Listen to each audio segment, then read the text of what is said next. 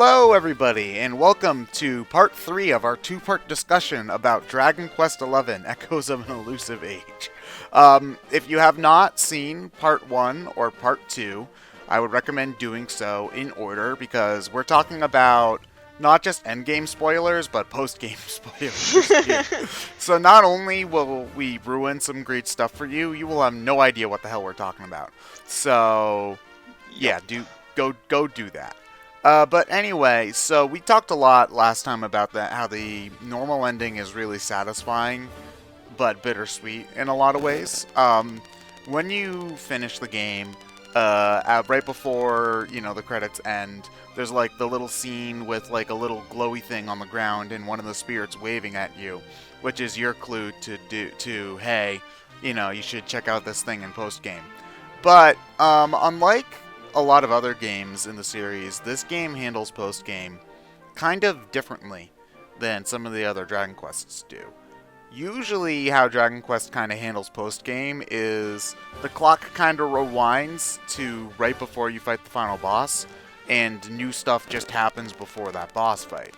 That's not what happens this time. What happens this time is the game actually continues from after the point where you defeat Mordegan, the Lord of Shadows, which surprised me a little bit, because that's not how these games usually handle post-game stuff at all. Same, that really caught me off guard, and I like it because that was something that always kind of was a little bit weird about DQ post-game, and I don't think it's just DQ, I think a lot other RPGs do that too, where it's like the post-game, you can't ever explore the world after you defeated the big bad. You're always you just, the game just is like, okay, and everything's good, but if you want to go back to the world, you can't go back to the world at peace. But this presented a world that was mostly at peace. I mean, there's still monsters everywhere, but the monsters are still hyped up on evil juice, and everything's still burning. They drinking slurp juice. Yeah. But you do get to see you talk to the people in Last Bastion, and they're like, yeah, we're rebuilding stuff. I really like how they do it, because in some games, like Dragon Quest IV is the first one that comes to mind, and also to some extent Dragon Quest VIII as well, it does provide for a different way to end the story, which I think is kind of cool. Mm-hmm. And in some games, like Dragon Quest V and VII are the first things that come to mind, it doesn't really matter when you do it, because the post-game stuff in that's just kind of extraneous and doesn't affect the plot at all. Yep. So definitely with 5 and 7. 6 is sort of it really doesn't matter, but technically you get a different ending if you count one line of dialogue is different. Yeah. But yeah, as Ashlyn says, we did something way harder than beating the final boss.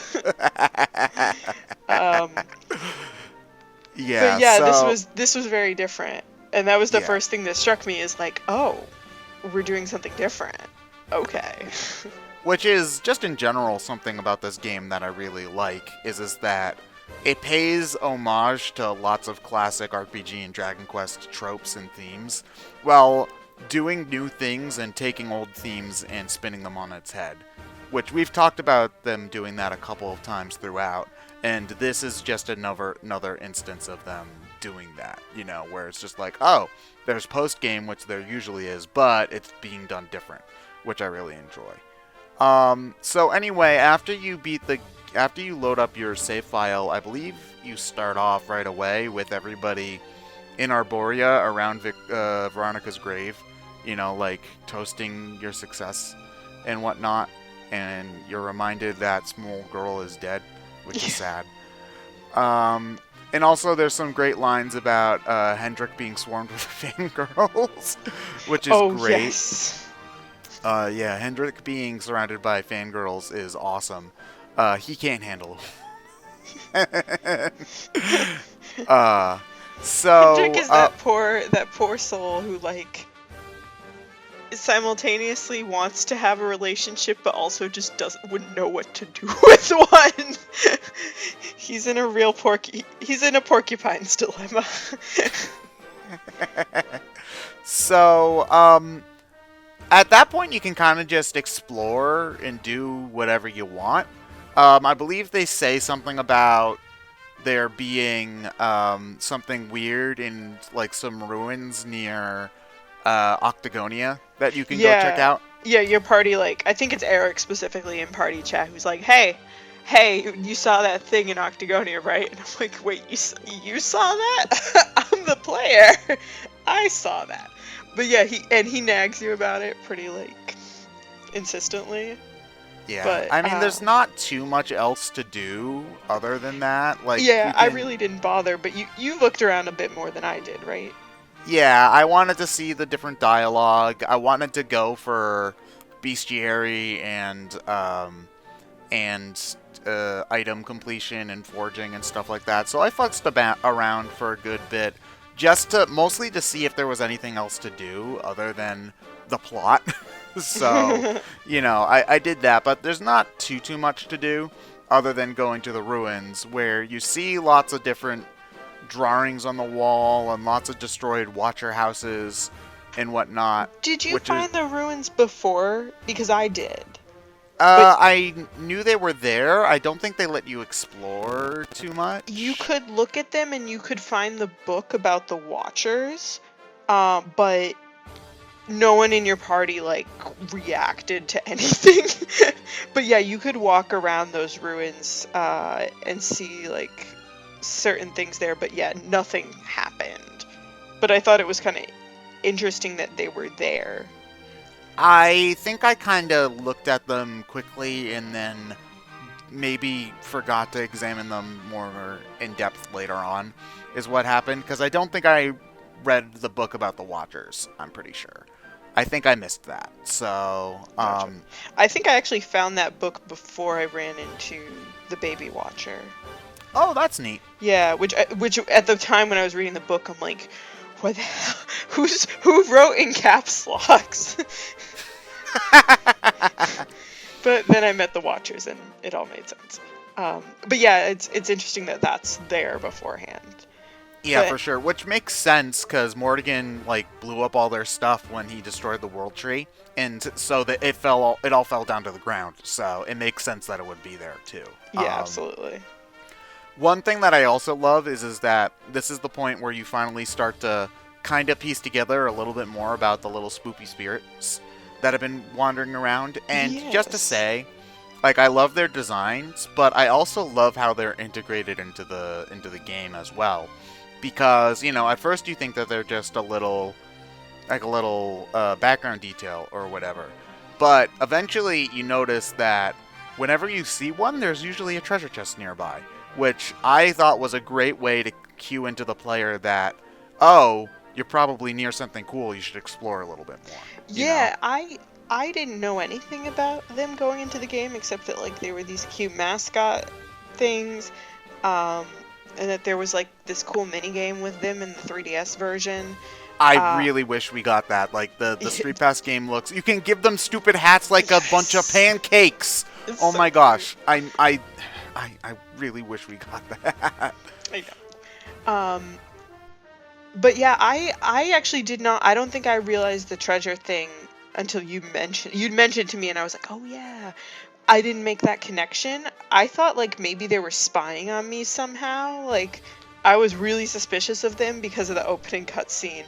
But yeah, this is when you start to the game actually. There's that moment in Gallopolis where 11 can see the dark one of those guys. That makes you where characters are actually okay, we're actually interacting with these things. We're not just ignoring them. So it was really kind of it drove my curiosity to be okay, what are these things? They've been everywhere this whole game, and I don't know if they're good or bad or what. One thing that I also really like is that once you start looking at the murals on the walls, in there you finally realize that the design on the loading screen for the game, whenever you turn on the PS4, is actually like those murals on the walls and not just random art, and it actually means something. I know. Yeah, I noticed that too. I think it took me a little while to make the connection, but yeah, it's cool how they sort of planted these seeds. Yeah, because at first you just think it's a standard background design, but it's actually something that means, more, which I thought was awesome. Yep. So anyway, you find this mysterious gear, and it looks somewhat similar to that weird tower that was very ominous and spoopy, but we didn't explore it because we couldn't explore it, even though you probably found it when flying on the whale. So why don't we go explore that thing now? Why don't we? Yep. And I gotta say, I love the aesthetics to that area a lot. That was creepy. It was creepy though the first time I found it, because the little guys are like, there's a metric buttload of them just watching you, and then there's a bunch of them climbing the tower, and there's something very surreal and unsettling about it. It doesn't feel quite ominous, but it is definitely mysterious, I would say. Yeah. Like, it's like, that's why I use the word unsettling, because it's not like, they're not like spoopy eyes or anything, but you don't feel good about it. Yeah. I will say, though, that it is disappointing that that tower is not a real dungeon. Because I was so expecting it to be a dungeon, yeah. It has its own unique music, too, which is strange, and it has its own little gimmick with walking up with the gears and stuff that you fly around on. But there's no monsters, and it's like 3 rooms big. So I think that's a missed opportunity. I would have loved for there to be some monsters in there to fight, and have it be like a real dungeon for you to explore in the post-game as well. That would have been cool. Minor thing, but... So anyway, you climb the tower, and you see a super big orby thing, and a tall, ghosty spirit lady, and she shouts exposition at you for a good little bit, Even though you had no idea what was going on when you came back there. It's just like, okay, we're climbing this because we have nothing better to do. Actually, no, you do have stuff that's better to do. You could be rebuilding several of the big destroyed cities in this world, but, your curiosity is driving you at this point. Yeah, what do you think of the voice on the timekeeper? Because I thought the voice effect they had really made the character, left an impression. Oh yeah, for sure. One thing I love about this upcoming section is the weight of the decision that you have to make is made very, very clear. And I love that, because the timekeeper tells you that you have the ability to break the orb in the middle of the tower, and that will actually send you back in time. Which, at this point, is like, whoa, wait, we can do that? And they run by Terminator logic, so once you go back, you can't ever come back to the future that you were supposed to go to, that you came from.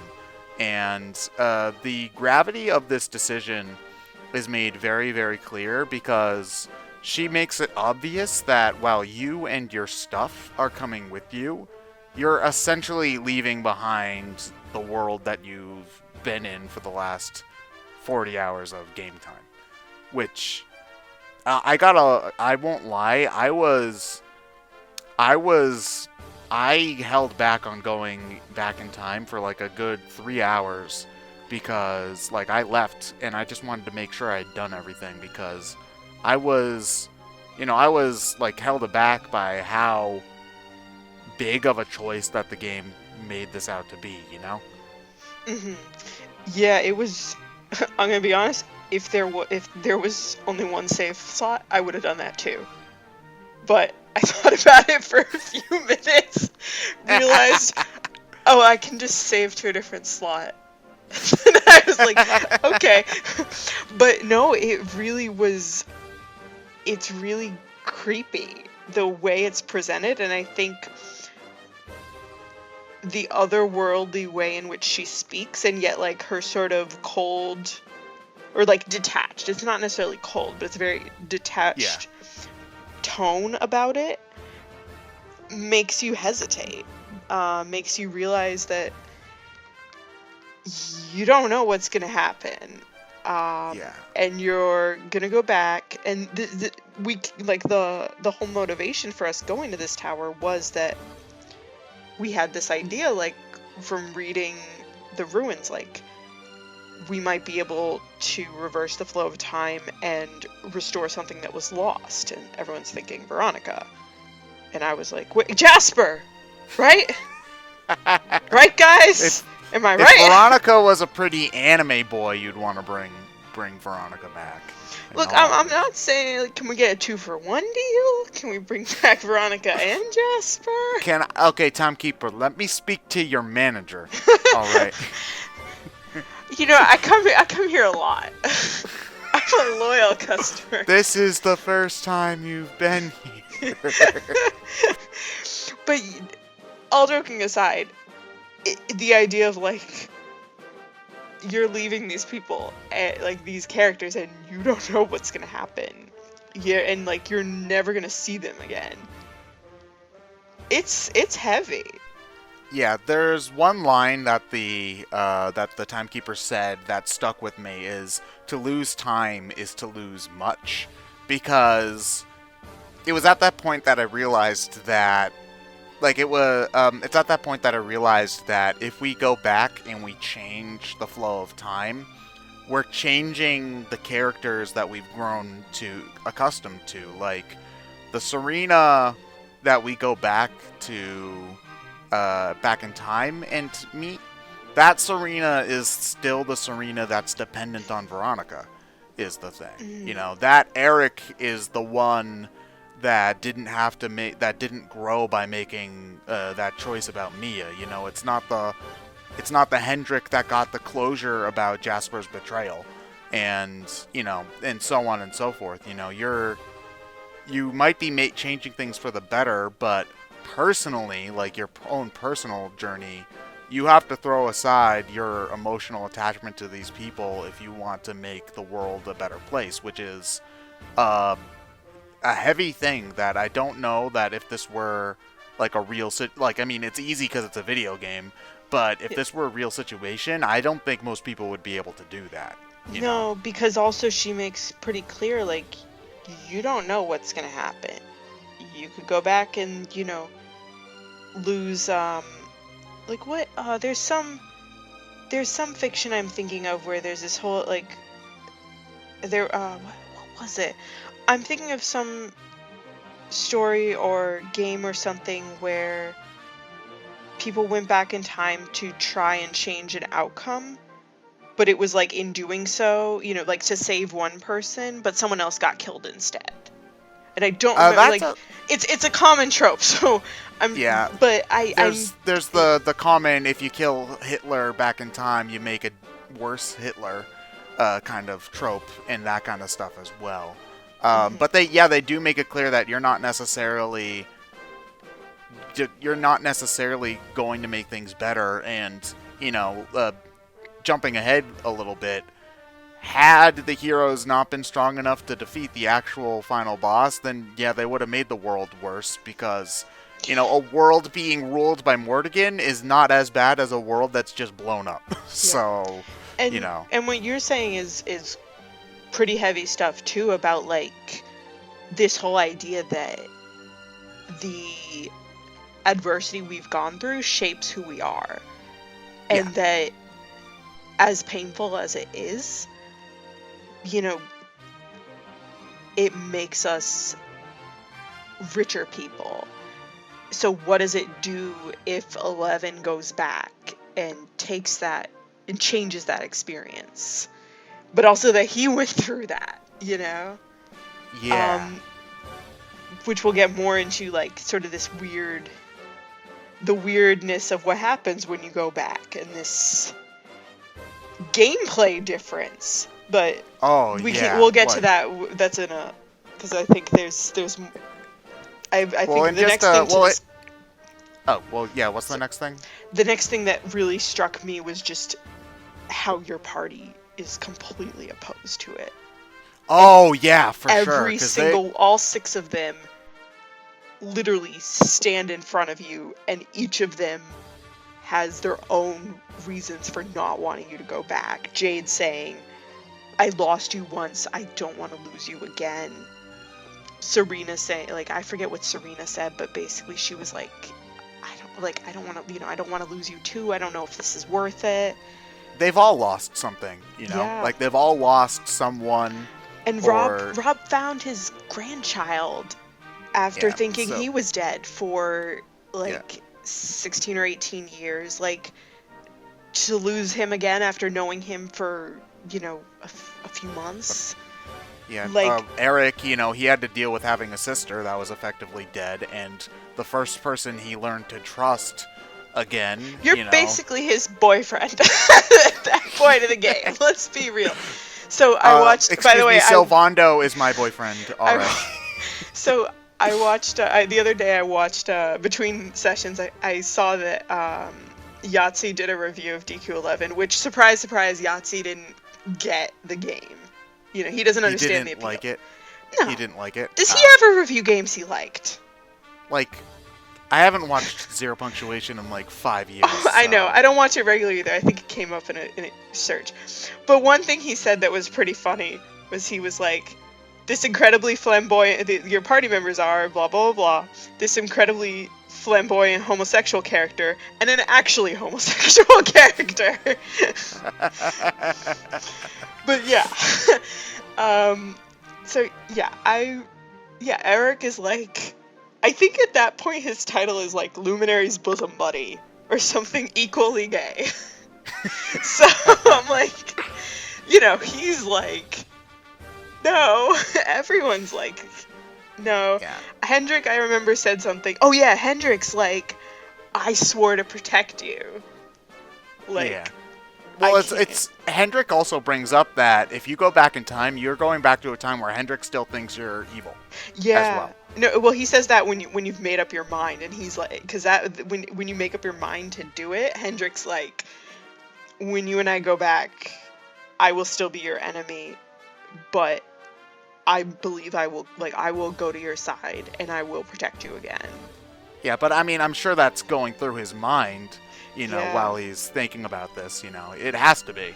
Oh yeah. So, yeah. So it's you really feel like it is. Like, the fact that it gives you so much pause, I think, it gave me and you, both of us, so much pause, I think goes to show how effective it is, as a moment, for sure. Yeah, definitely. Yeah. But it's a video game. We did it. Hold on. We forgot to mention, before we talk about going back in time, we kept Mordegan's sword. Yo, I was so happy because it was a great sword. It's so good. It's so good. I mean, you get better swords by like end game, post game, but it's really good. It's better than anything I had up until then, and it's way better than that dinky little sword of light. I mean, yeah. Oh, I mean, the sword of light we made breaks when you destroy the ball. Yeah, that's really interesting because Timekeeper tells you all your stuff goes back. All your stuff will be in these, magic bags of holding, and that'll go back with you. Don't worry about it. All your money goes with you too. I think all your casino tokens, the important things in life, and you will break. She basically tells you, Sword of Light's gonna break when you use it to smash the orb, but the Sword of Shadows won't break. Like you're gonna hold on to that. So I'm like, yeah, I got this tacky thing. It's so good. It's so ugly. Everyone in the game everyone in your party is like, I don't know why you kept that thing. It's so ugly. I don't know when we had time to get it, because doesn't the castle like fall out of the sky or explode or something? Yeah, I guess it fell on the whale's back and we just picked it up. Like, okay. Nice. Sweet. It should have been an item drop when you beat the final boss. There's just a sparkly spot on Cetacea's back. And you're like, yo. So, but symbolically, you brought up something cool in that you have to break the Sword of Light in order to go back in time, which not only is, a classic Dragon Quest symbol, But also, the scene where you forge it together is like a big scene of you and your friends working together because the power of friendship can overcome everything, and Kingdom Hearts is light and all that. And you break it in order to go back in time. So, any English majors in the room, get your bullshit specs on and write me a 500-page essay about that. Yeah, Chop, chop. I would say like, in addition to just a symbol of friendship, it's a symbol of your journey. Because that was basically the second half of the game. Because yes, there's 3 halves to the game. Like I honestly, this is the best way I can describe the game. It's 3 halves. Because most people have been calling it 3 acts, but I like 3 halves better. I think it's funnier. It's funnier, and also it's a third half that comes out of nowhere. Yeah. So yeah. But the second half of the game, your journey essentially was creating the sword.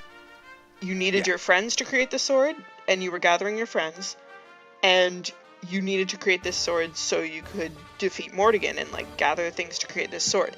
So it basically says everything that's happened, you're undoing everything that happened since the fall in a material way, breaking this sword, and in the way of going back in time and undoing all that. Oh man, I didn't even pick up on that one before. Man. Yeah. This is, oh man, Yuji Clearly Horii. I missed my calling as an English major. Get out of here, William Shakespeare. Yuji Horii is the new master writer of our time. He is. I love Horii though. Horii's writing's so good. Yeah. He can do. He can. He also wrote Jessica. He's had time to mature. I don't hate DQ8 for the record. I just don't think it's the best by a long shot. Well, you know what? When we get to our wrapping up, we'll talk about this game versus... Because comparing this game to Dragon Quest VIII is the big one, because they're the most similar, I would say. It's hard to compare 11 to, like, 4, 5, 6, or the NES games, or even 9... is hard. Like, maybe 10. We haven't played 10, so it's hard. You can certainly compare elements of it, but yeah. Yeah, but, like, in terms of the whole picture, you can't really... It's hard to compare 11 to anything other than 8. Mm-hmm. So, anyway, we do the time warp again, or for the first time, and we land back in Arborea right before you're about to go into the first forest. Yeah, and it's interesting because you run into 2 NPCs and you're like, and when you start talking to people, like you're not with your party. And I think does the game auto put the Sword of Shadows on your back, or was it just that I believe so. Okay. I believe so, yeah. Because I had it equipped. But it's in all the cutscenes at the very least, for sure. But yeah, you have the Sword of Shadows. You have everything else. You're the same level you were when you, so I was like level 60 because I was over leveled. I was like 55. Yeah. Yep, that sounds about right. But yeah, you have the same like level, your skill points, everything, and you talk to the NPCs and they're like, "Oh, why are you over here? Weren't you like going to the cathedral or whatever to talk to Father Benedictus?" And then you go into the cathedral and the first thing you see is Veronica praying. It's like, hi. It was such a nice scene because she's praying for you specifically, for you to be safe. And it's especially like you get to see what was going on in Veronica's mind in the time before she made that sacrifice, because I think she, more than anybody else, knew the gravity of what was about to happen. Like, she just had a feeling for it, and so that's why she was making that prayer, and why she ends up having that discussion with Serena at the campsite later on. So, it's sweet to see her be she doesn't know that you're listening in on her prayer. So that's the most vulnerable you probably see her in the whole game. And then after that, she's sassy at you, which is simultaneously like touching and funny. Because she's like, "What are you doing with that ugly thing on your back?" Everybody keeps calling your sword ugly. Everyone keeps making fun of it. It's so good though. Oh, but yeah, then you reunite with your party, and in a really cool attention to detail, they're the exact same level that they were. They have the exact same equipment, down to the accessories. They have the same skills point distribution. You know, everything's the same. So like, Eric still has these like locked off portions of his sphere grid. You know, it's really. It makes sense. The fact that, that they the did game that, takes cool. a snapshot of what your exact party equipment was right before you go into the first forest, it just goes to show, like, yeah, I really am back in time. Yep. You know, like, all of my other party members aren't just magically level 60. Yep. Now, you know. These aren't the people you left behind. These are different people. You know, essentially, they're people you knew, but they aren't the same. They aren't the same people. They haven't been through the same experiences. Yes, for sure. That was really cool. And then also, like, I don't think there wasn't much other cutscene in Arborea. It's mostly like everyone being like, "Darling, where have you been? We're like, you were here and then you vanished, and why do you look like you've seen a ghost?" I think Veronica actually says that to you. Yeah, I'm pretty sure she does. Although one thing I do like is that they do replay a good number of cutscenes from that section, and they're exactly the same. Yep. Rob's back still hurts climbing the mountain. Again, you know, gave me an eerie kind of feeling, because I was like, are we just going to go into an endless time loop? Like, that was one of the things I was worried about is just like, okay, like, it's cool. I go from cool, everything's the same, to, oh crap, everything's the same. Yeah. Like, I started to worry, like, can I change stuff? Mm-hmm. And then you get to Yggdrasil. Can I say first, like, it was really weird being so overpowered compared to your party members. Same. Because I was like, you know, you were probably 20, 25 levels higher. I was 25 levels higher. I think, like 25 to 30 levels higher, you know, because I was 60s and I forget what level the rest of my party was. Everybody else is like at level 33 or something. Yeah, that sounds about right. Low to mid 30s, yeah. And it's like, you're just killing everything. Especially, like, I had great swords, so it was like Helichopter is like the group great swords. I mean, you don't even need it if you can spam Quadra Slash, you know? Yeah, that too. Yeah. But yeah, it's weird. It's a weird feeling because the enemies aren't powered up at all. The enemies are exactly the same as they were. And it feels weird, man. Like, and you have to wonder, like, you know, they comment that you look different. Like, yes, they do. You have a different look to you. And they comment that you have this ugly sword. But yeah, there's something cool, like because it's a gameplay, like you and I both geek out hard anytime there's a gameplay story integration. Yeah. Because like that's like that's why I play RPGs. It helps make the story feel more impactful when the story impacts the way you play the game. Yes. Like, I mean, video games are still working on the way you play the game impacts the story thing, you know? Like, sometimes we can kind of make that work. A lot of the times we pretend to make that work and it doesn't actually work. I'm gonna glare at Telltale a little bit. Oh, wait, they're not there anymore. Crap. But you know what I'm saying. So it's really cool when the other way around, games can do really, really well. And Dragon Quest XI makes the story impact the gameplay a lot, and it does it in really cool ways. And in this case, it was like 11 has been through so much, and it's made him so much stronger. You know, and you could see that. Yeah. And his party could see that, even though they didn't understand why.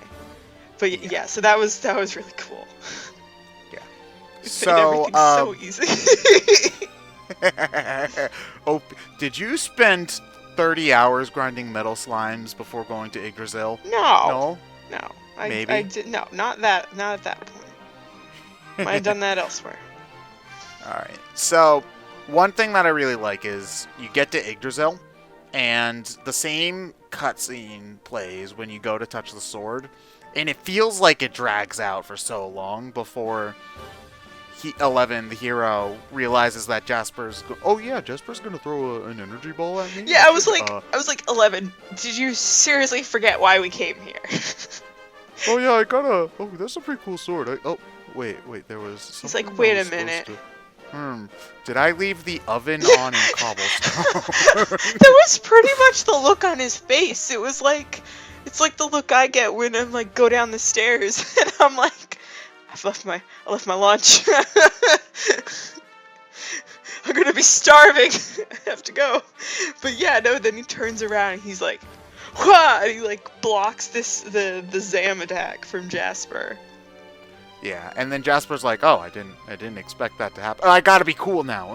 And then you actually get to fight him and win, which is also cool because when you fight Jasper at Yggdrasil before, he is like, it's a cutscene boss fight. Effectively, you can't beat him. Yeah, he's not only can you not, like, he's invincible. You can't do damage. Yeah. You know, this is not like because there have been cutscene bosses in, like, there's a cutscene boss in DQ5 that I think, at least in one version of the game, you could beat him because he had finite HP, but if you did, it would just make it would repeat the battle.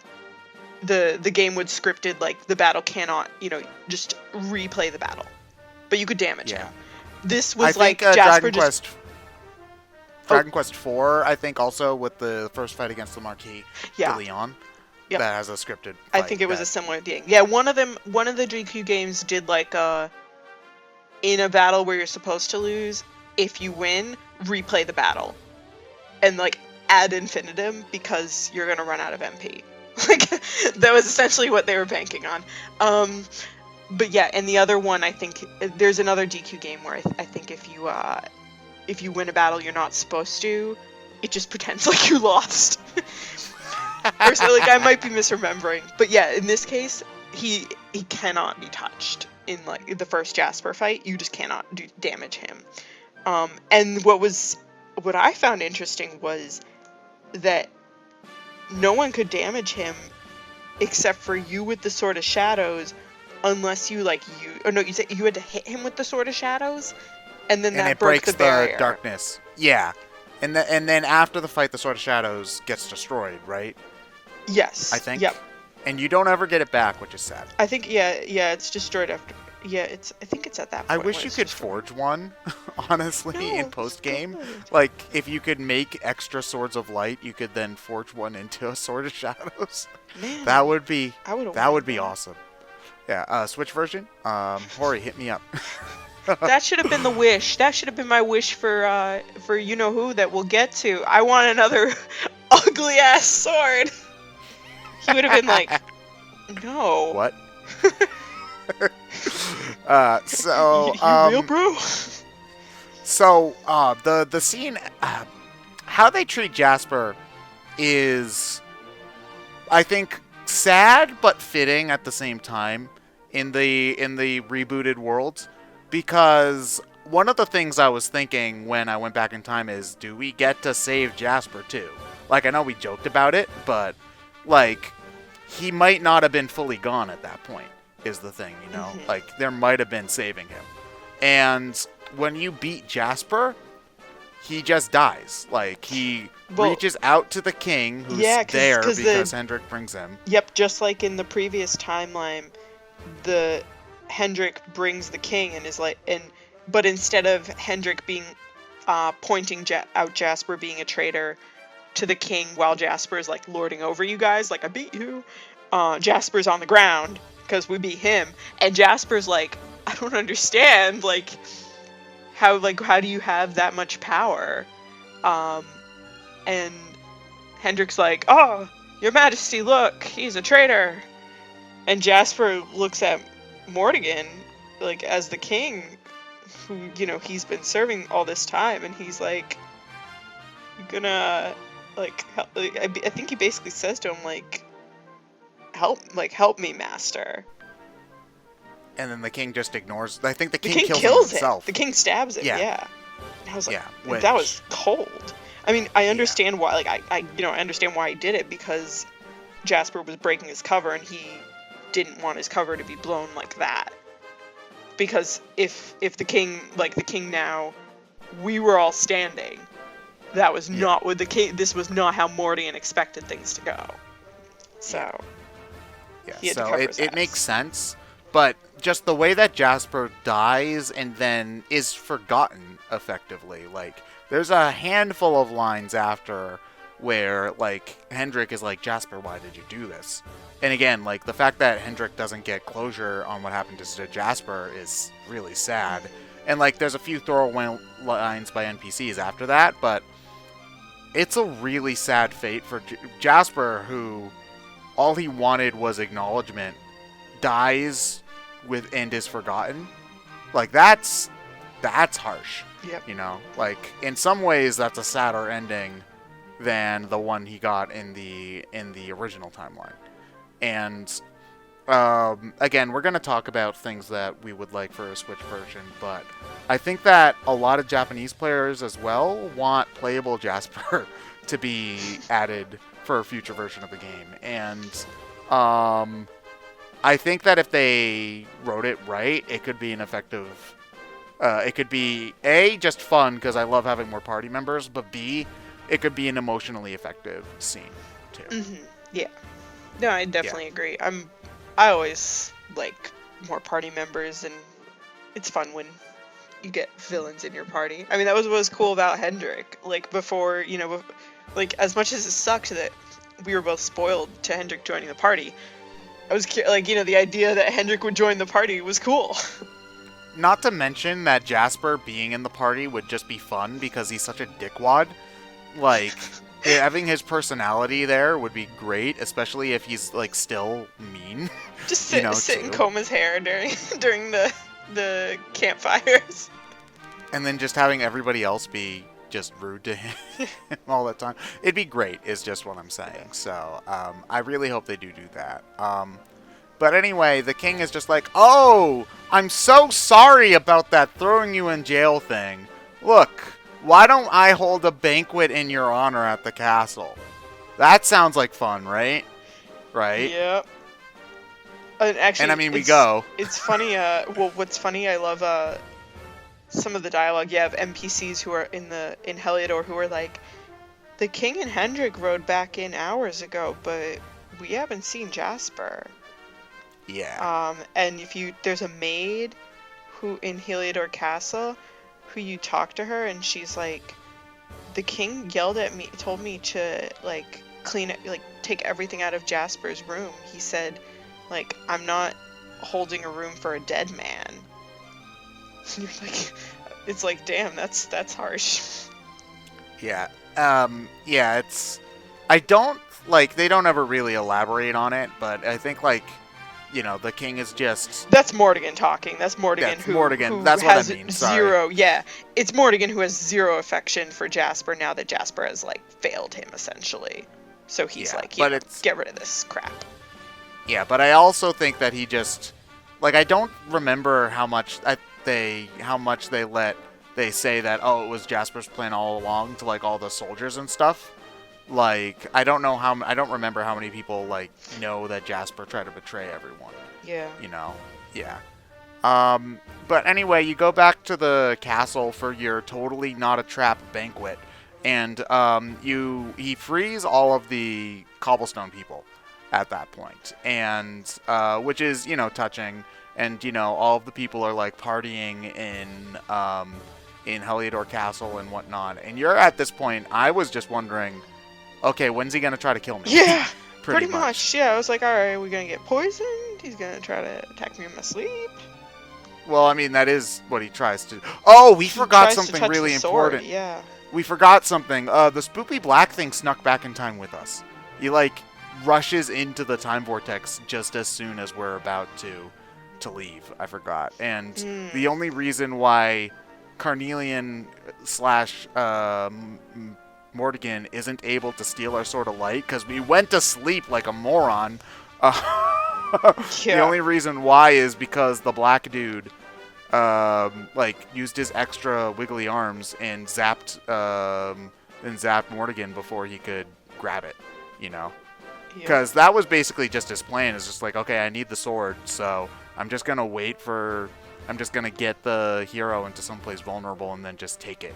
Yep. You know. Yep. So, So the hero kind of seems like a dumbass during the beginning parts of the going back in time stuff, because he's like, oh wait, I can change stuff. Oh yeah, I should pay attention. It's a minor thing. Yep. But I was like, really? You're not going to keep a better eye on the sword? You didn't expect him to sneak into your room at night and try to stab you or something like that? Like, dude, come on. Yep.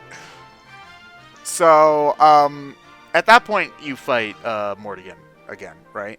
Yeah, I think you chase him around the castle for a little bit, but then yes. Oh yeah, then you fight him in the throne room. That's Yeah. right. So one thing that I love about this part of the game is that when you fight Mordegan here, you fight him in his first form, which you didn't do in the old timeline. In the old timeline, you fought him in his beefcake form, and you fought him in his final form.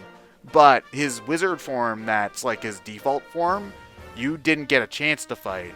And the last time you fight him in the game is his first form, which to me, I don't know what about that made it so cool to me, but it was just really cool to end it like that, you know? It was cool because it showed that how much we changed the timeline, that he didn't have a chance to get, roided up. Yeah. Not to mention that when you beat his first phase, he dies. He's just done. Which goes to show, how much power you prevented him from having, and, in a way, how much power you hold now. Because when you get the Sword of Light from the tree, instead of the one you forge, it's a Super Sword of Light instead. So you have with you now this power that you didn't have access to before. And that was the power that Mordegan wanted the whole time.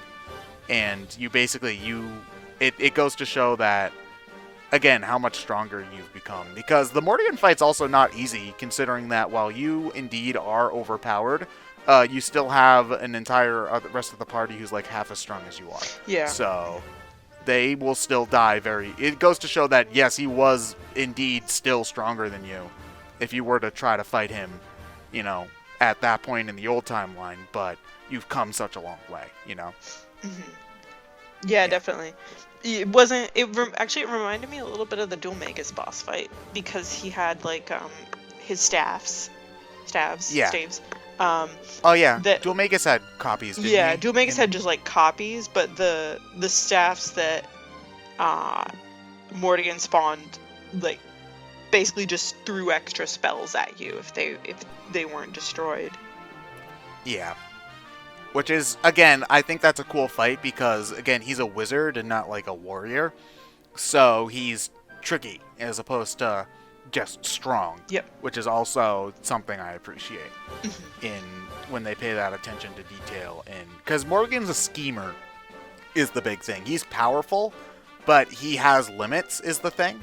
That's actually something that's a good comparison to the true final boss of the game, is that Mordegan doesn't have a lot of power on his own. He's strong, for sure, but he's not, invincible or enormously powerful. That's why he needed this whole long scheme of, getting the Luminary's power in order to get the Sword of Light, because he didn't have that strength on his own, pretty much. And it makes sense when you consider the backstory as well. Yep. Whereas, and so he schemes and he works in the shadows and he plays the long game to get what he wants. And it's, again, not that his motivations are particularly deep, but there's a lot of complexities to the character that I appreciate, I agree, yeah. Yeah. And so after that, the king is back to normal, right? And then when Mordegan dies, he says something ominous to you. He's like, what the, this isn't, hacks. And he calls hacks on you, and then he sees your sword. I think he looks at your sword, and he's like, know this, Luminary, you are not the only one who has defied the flow of time. I think it's because he realized that the reason why he wasn't able to touch the sword was because of the black glowy dude that was protecting it for you. So You know what's funny, Ted? I did not realize until you said something that the black little guy had jumped in. I just assumed it was him from the past. I didn't realize he jumped in with us. Yeah, no, he jumped back with us. And one cool thing also is that, again, like, we were not sure what was up with the spirits at that point. Because we had mentioned that earlier, is that we don't know what the spirits' deal is. So, in the previous timeline, that black dude was trying to bring Erdwin's lantern down, And he's certainly creepy, but that Erdwin's lantern was supposedly a symbol of peace that he was trying to bring down, like a symbol of hope and whatnot. And now he's helping you keep your shit safe from Mordegan. So, like, is he on your side? What's going on? And then there are one thing that I do like is that since this is effectively the first time that the king has been free in like 16 plus years, like, he gets a reunion with Jade, which is really heartwarming. Although I had Jade in the Battle Princess outfit. Me too. So it was a little. Great. What are you wearing? Go. You're grounded. Go to your room. But Dad. Damn, my room's locked. Oh. Said no one can go in. So that's a really touching. And there's this. Oh, it was funny because when Jade first met him, when he was still possessed, first of all, he didn't recognize her.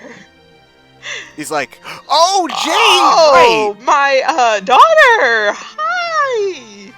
You look nice. Wow, Jasmine, you're doing great. I like it. That a new haircut? I think that's a new haircut.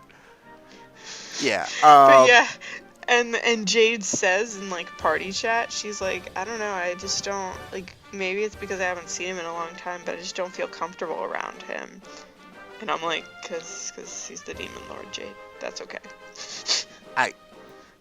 It's a real shame that we are not able to talk, because explaining some stuff would have. The hero never explains the time travel shenanigans ever. No. Which I guess makes sense, because who would believe him? Like, and also, like, is it? You can make a case about whether or not it's the right thing to do, as well. Yeah. Like, yeah. morally and whatnot. But it's just interesting that they made that choice. Mm-hmm. But anyway, you're having your heartwarming reunion scene when suddenly a guard comes in and shouts that Erdwin's lantern is falling over Gallopolis, and the little black dude is like making big squiggly noises and then talks really creepily, because I love the text they have for him, where the letters are spaced apart. That's really cool. I wonder what they do for his text in the Japanese. Like, that's something I wonder about, like how they get similar effects across in different languages. That's just with Japanese. I think sometimes characters who talk dramatically talk in katakana, like exclusively in katakana. But there's various other effects they could do, I'm sure, to get like that's actually what Mr. Saturn in Earthbound did. And I'm sure he, it's not the first or last character to do and this. They get that same effect in English with a different font. And in the case of Mr. Saturn, like, I think it was also, like, it was weird katakana. It was, like, the creator's daughter's handwriting. So it was very, like, unusual looking even for, even for katakana. It wasn't a standard, like, font package. Because I know that for Dragon Quest, they have monsters speaking katakana a lot. Like, the Gigantes and Trolls will do it and stuff like that. Yeah, katakana is often, like, sound effects as well, and I think visually katakana has a lot more straight lines, so it has sort of a harsher look in the same way that talking capital letters does. I haven't seen it for myself, but it wouldn't surprise me if that was how it was handled in Japanese. But it's the spacing creepy, between the letters being weird too is also really creepy to me. Mm-hmm. So it's just something I'd like to look up, is basically what I'm saying. So anyway, he brings down Erdwin's lantern and then he jumps into it, and that's not good, right? I don't think so. That's probably Yeah, and then people are kind of freaking out about it, and you're supposed to go to Gallopolis to check it out. But one thing that I thought was really, really cool is right before you're in, like, you just get this. I forget if they show it. We're just gonna call him Cosmos because that's his name. The black guy is Cosmos. I don't remember if they show in a cutscene or whatever, like, the true effect of what him jumping into Erdwin's lantern really did. You know, like, if we get the sense that he transformed into something, into his final form yet or not. It's been a long time since I've seen the cutscene. Do you remember what happened specifically? I don't. Yeah, So you think the little... Oh, so interesting. So you think the little black guy was really... The little black spirit was Cosmos, essentially? Yeah, he was. That's what I thought. Okay. He was Cosmos. Or, at the very least, yeah, that's what the sense I got. And what was in Erdwin's lantern then, like, the rest of his power? His body. Because when you watch the cutscenes, when you watch the flashback cutscenes, when we're jumping around a little bit, but when you watch the flashback cutscenes where they show Morkant betraying Erdwin and getting his power, he's like on top of Cosmos' corpse, basically. And they mention putting that thing in Erdwin's lantern and shoving it into space. Yeah, Pretty that much. I remember, but then I wasn't sure exactly what I think in game they call it Darkling. Yeah, Darkling is the name of them. I think basically he was just trying to get his spirit connected to his body. Gotcha. Okay. Was the way I interpreted it. Okay. Personally. Yeah, and I don't know if there is a definitive answer. So but like you could make an argument that the Darklings are a separate entity from Cosmos, and he's trying to revive his master. Like, you can make that argument, but I interpreted it as his spirit trying to reach his body. Personally. No, that makes sense. Yeah, but I'm curious if people listening have any like thoughts on it as well, or if they know information we didn't manage to pick up. But yeah, no, that was weird because when I saw that, I was like, yeah, this is one of those stories where we go back in time and there's all sorts of unintended consequences because. Oh no, we made Super Hitler. Yeah, we made Super. But yeah, it was because in the previous timeline, we Mordegan killed Cosmos before he. Yeah, because he didn't want. You can't rule a world that's destroyed, man. Come on, no? Get with the program. But but now Mordegan's gone, so the Darkling was like, the Darkling Cosmos was like, all right, let's get going. I got stuff to do. It gives such a good sense of there's just this big thing out there that needs to be done now. Like, you're not done yet, you know? Like, you didn't prevent the bad thing from happening, at least not yet. And one thing that was really cool is that you're about to leave Heliodor, because they don't let you zoom at this point, because plot. When you are about to walk out of Heliodor, the guardsman says, be careful out there. There were these monsters with green eyes that are really, really strong. And you go out there, and there are black dragons walking around with green eyes. So there's a new form of enemies called the malicious enemies, which are even stronger versions of many of the old enemies. And they change the Overworld music into the Dragon Quest III Overworld music. And now, this was something that I think you and I and Hendrik actually did disagree about. Oh yeah, Hendrik does join the party. Yeah, that's true. He's like, sire, let me go with them. And it's important. The king's like, okay, sure. You got paid vacation time. So I think you and I disagreed about the use of the Dragon Quest III Overworld music, right? Because I remember you said in text that you didn't like it as much. So I like the theme. I just kind of feel like I get that they wanted to do a callback. I also just kind of like the DQ11 Overworld theme. It just kind of felt like I wanted DQ11. I don't know. You see, I think I get where you're coming from. I don't know if you having played Dragon Quest III would have changed your opinion on this. Do you think of it more like? Well, I'll let you finish what you were gonna say. Sorry. Well, no, I'm just asking. Do you think that you playing Dragon Quest, because Dragon Quest III is one of the few you haven't played? Yeah, that's correct. It's like 3, 1, and 9. Yeah, out of the ones that have 2. come out. Yeah, I haven't finished 2. So here's the thing. I like when I'll tell you what. I'll try to give examples of what I like and what I don't like. I think it's super cool that in DQ2 and DQ3 that when you go to Alfgard it plays the DQ1 music. I think that's super cool because you're in Alfgard, that's the Alfgard music. That makes sense. I like that as a callback. I felt like completely replacing the Overworld music with the DQ3 theme, I don't know, it just felt like it wasn't necessary.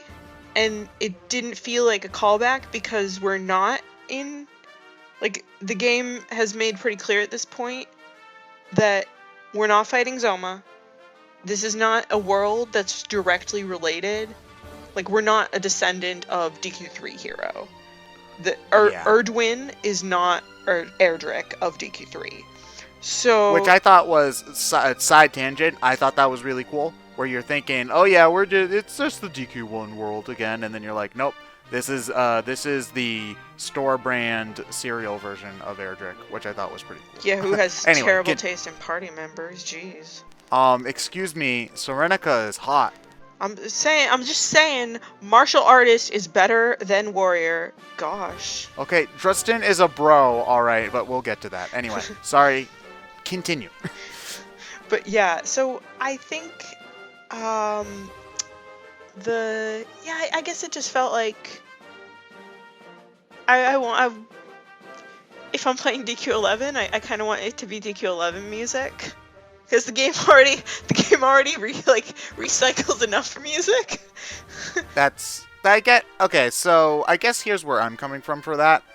I think that emotionally changing the overworld music makes sense at that point of the game. Like, you could make an argument for changing the overworld music for the second half of the game would have been a good fit too. They probably should have done that, but I would have liked. You know what? I would have liked that along a la the overworld music change in FF6, and maybe it would have been too much of an FF6 copy thing to do that. But I mean, I liked that in FF6 where it was like the world got effed up and we went from Terra's theme to searching for friends. Yeah. So the thing is that we're now at the point where we've changed the course of time. Basically, we're not fighting Mordegan anymore. We're fighting Kalasmos. You know, things are different. We can actually make a better future, and so changing the overworld music makes sense at that point for an emotional impact. Mm-hmm. And on top of Adventure from Dragon Quest III just being a kick-ass musical theme in general, it's got that sense of drive and motivation that makes you want to keep going, is the big thing. It makes you ready to go on an adventure. Does that make sense?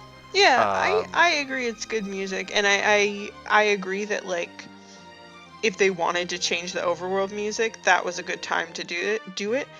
I guess my preference would just be, and maybe this isn't a fair preference to have, write another piece of music for DQ11. Excuse me, Sugiyama does not work by the piece, alright? You give him one flat paycheck. He is an artiste. He's an artiste. He's gonna smite me. He's gonna call down Zap right now. Sugiyama called on the power of Pep. He turns into a werewolf. What? So, at this point, you go to Gallopolis, or outside Gallopolis, the Emerald Coast, actually, and you look and you're like, yeah, that thing's pretty scary. And at that point, Mordegan shows up. Oh my gosh. Actually, no, it's the Seer. Who you had never really gotten answers about at any given point and you're still wondering what the heck's up with him. Because the Seer didn't just show up in one of your fever dreams in the second third of the game.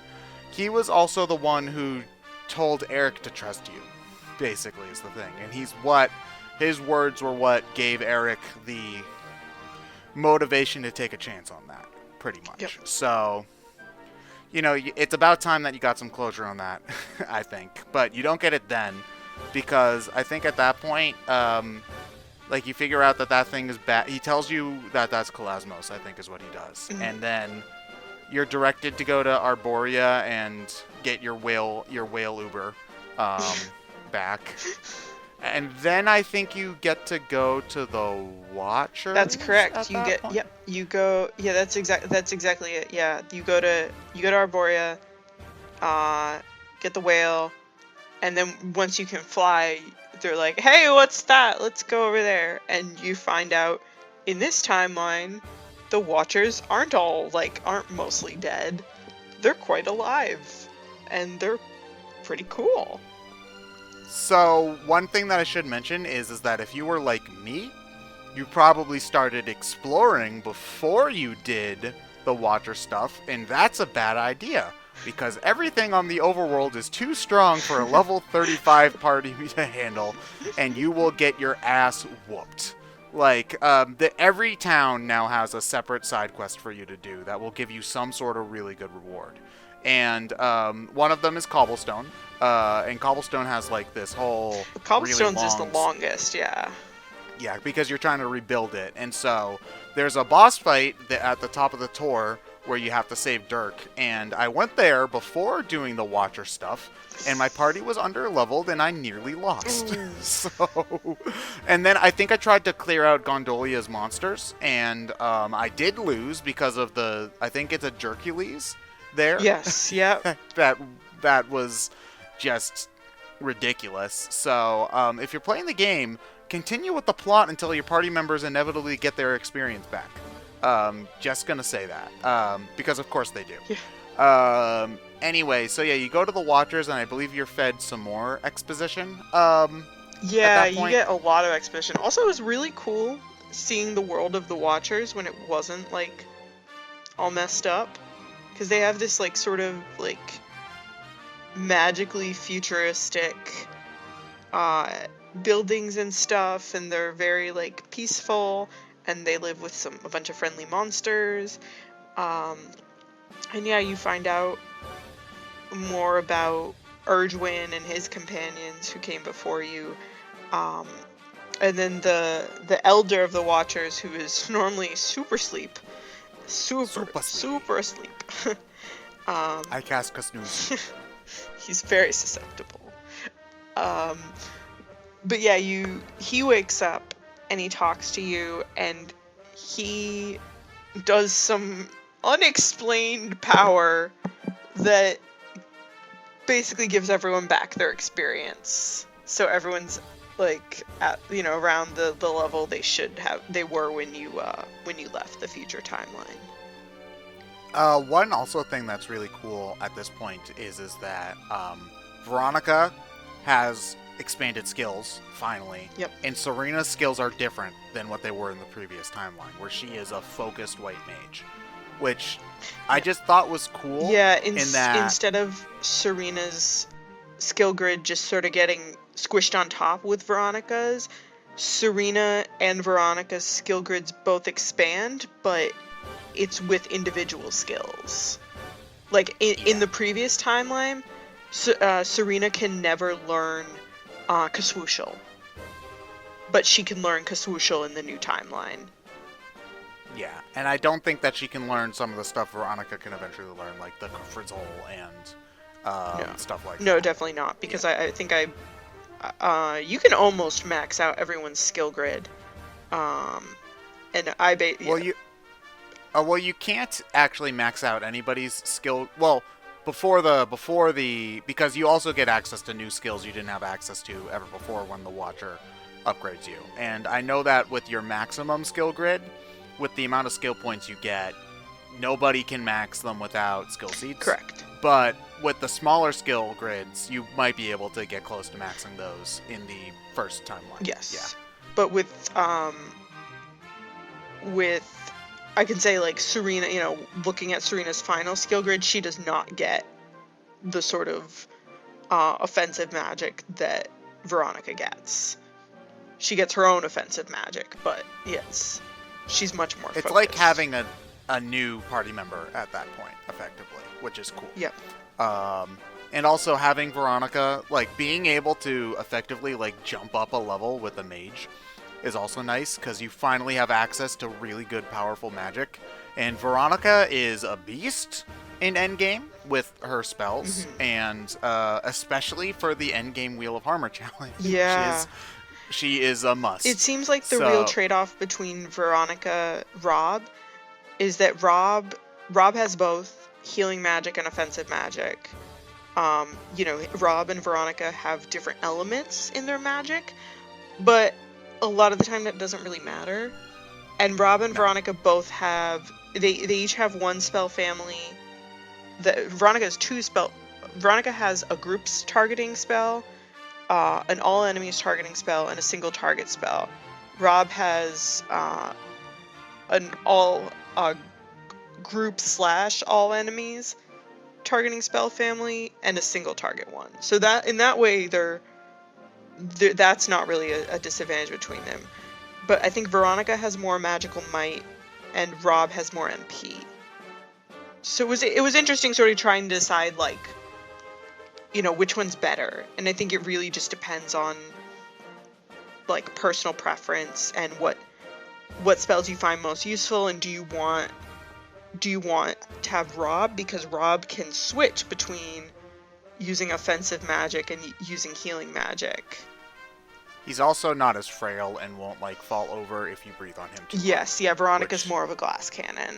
Rob's slightly better. Like, he's no Hendrik, but Rob is more of a jack of all trades kind of character, and Veronica is very focused on doing lots of damage now. Yep. Pretty much. So you can also make the argument of having both of them at the same time, because one of Rob's big things is he can give MP to other characters too. Yep. So, so that's really cool. And basically at that point, you're told to go and find these 3 seedlings to find out what the heck happened in the past, and give you an idea of how you're supposed to fight Kalasmos, because Kalasmos was the evil that the old party was fighting in the Age of Heroes as well. So do you want to jump straight ahead to plot, or do you want to cover the side quest towns first? Because let's jump straight ahead to plot, because I think the side quest towns are like, I don't know, they're pretty like, they're relatively small, self-contained stories for the most part, and I feel like they're... Can we at least talk about Sylvando's one? Oh yeah, that's a good one. Yeah. Because again, most of them are relatively small, self-contained stories. It's basically like, okay, you fix the problem that they had. Like, for example, apparently the canon choice is to leave Michelle alive because you set her and young Kai up on a date, which is kind of creepy, but whatever. Like, you fix Hotto's thing. Yeah. You, with the dragon, you deal with, like, the leftover monster from Sniffleheim, stuff like that. Most of them are pretty standard, you're right, but I really did like the one they had for Puerto Valor, because you help Sylvando come out to his dad again. And then you have one of the best / worst missions in the game. Oh, this one was just... Oh... Tweedledeath and Tweedledoom are the best. I don't even know what you're talking about. They are amazing. They please tell me you have a screen cap of that. Oh, I do. Okay, good. Yes, because it's sure. like they seem to be saying like these super elaborate things to you. It's like, wow, they're super expressive for 2 gigantic gold gigantes. Not to mention the reward for doing it is amazing. But that was annoying. That was an annoying fight because but the reward is more skill trees. Oh yeah. For Hendrik and I almost called him Jasper. Hendrik and Sylvando. Yes. Which is like a great reward. Like, most of the rewards are pretty good. Like, good armor, special pep power, better items or whatever. You fix your town. But, well, which is important, granted. Yeah. But Okay, so what makes the boss fight so annoying, we actually brought it up in part 1, is that you have to specifically kill each of them with a specific pet power. Which, again, it's not clear when Hendrik and Sylvando are going to get it. So I kind of just recommend burning some pep seeds on them and doing it that way. I waited, so like I went into it with pep for them, and then I screwed up the first time because I didn't realize it wouldn't hit both of them. Ooh. So I had to redo it. Is one use of that pep power enough to kill one of them? I brought him down first. So I was able to kill one of them with the pep power. I didn't realize, I need to kill both of them with the pep power. Because I assumed it was, I think I thought the pep power would hit both of them. There probably was one you hadn't used yet, then. Yeah, no, it wasn't one I'd used. I'm pretty, boring with using pep powers a lot of the time. Especially after I learned about electrolyte. So good. So, did you have them defend or whatever to get pep, or did you burn pep seeds? I did a combination, I think. Yeah. I mostly waited, and then I got really annoyed and just used a pep seed to get, once Hendrik hit pep for the second time, I just used a pep seed on Sylvando. So I was like, alright, I'm done. Alright. So, I guess back to the plot.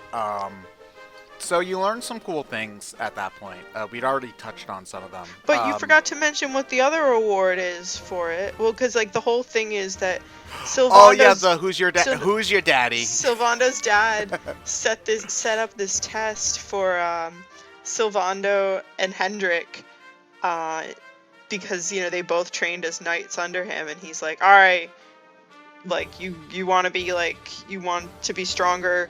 Do this test, let's see if you're good enough. And we are, because we're fantastic.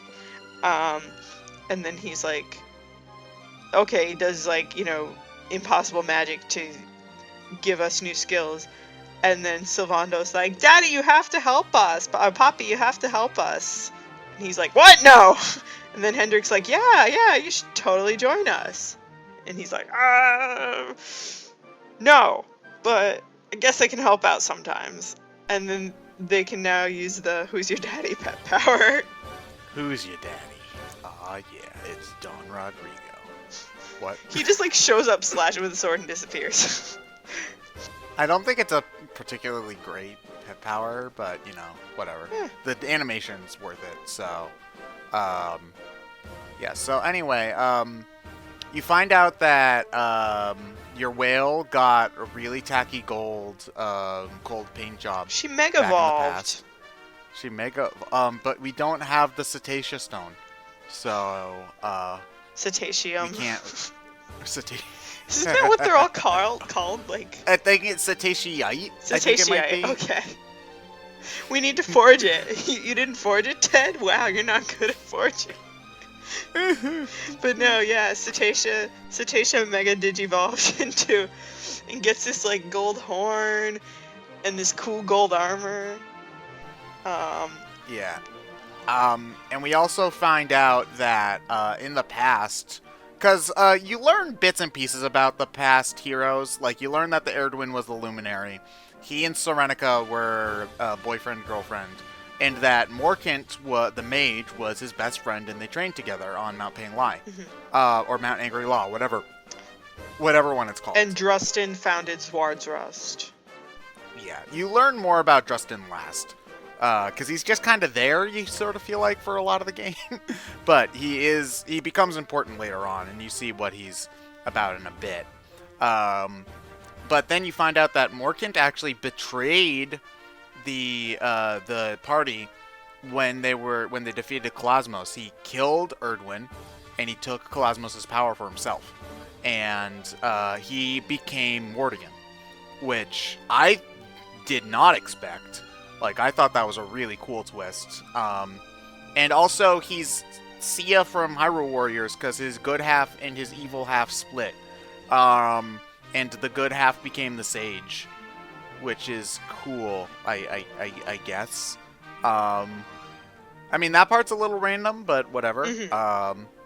Like, I just thought that, like, I didn't expect there to be much to the past heroes other than they existed, but I liked the depth that they did, the hints at depth that they did give all of them. Yeah, definitely. That was pretty interesting, and yeah, the betrayal was like, we got to see that happen. Like, Kalasmos is dead, and then suddenly Arduin It's gets like the stabbed in evil back. from Kalasmos was so much that it had to find a new body to go into, is sort of the idea. And I think what Morkant says is that the Kalasmos preyed on his weakness, that Kalasmos offered him like incredible power, and he was tempted by it, and he gave in. Yeah. So I kind of want to see more of what, like, that's, I think that they do a great job in making you be like, I want to see what happened, you know? Yep. Like, I don't know if there would be enough there to make, like, a full game about it. You know, but... you end up with there's always a trouble when you write a prequel like that you know how it's gonna end.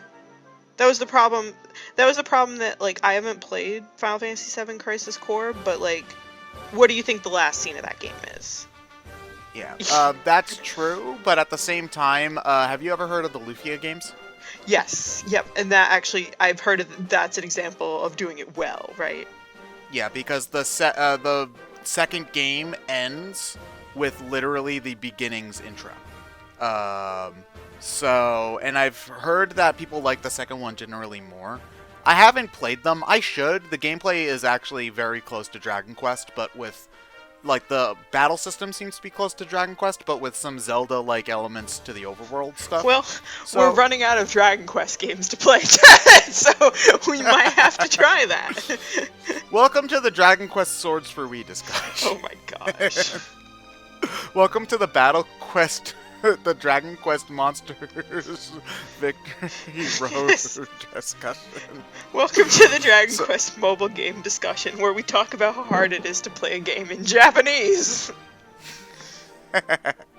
So anyway, yeah, so I like that they made me want to know more, I guess, because it's not, we're given enough for it to be interesting, but not so much that it's just exposition. Because I think, actually, so Dragon Quest VIII, the ending to the second ending to that game, I did like the post game. I did like all of the extra lore that they did provide, but all of the Dragovian stuff in that was all, like, super not attached to anything that happened in the main game, like, even a little bit.